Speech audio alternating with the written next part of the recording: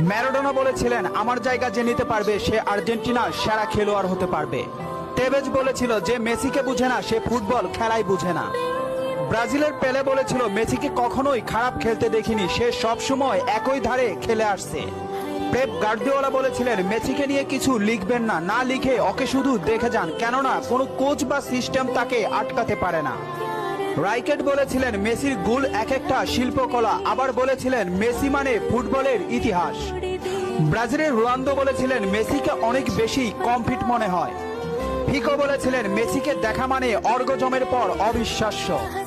Xavi বলেছিলেন Messi অন্যদের থেকে কতটা এগিয়ে এটা যারা বুঝে না তারা অন্ধ।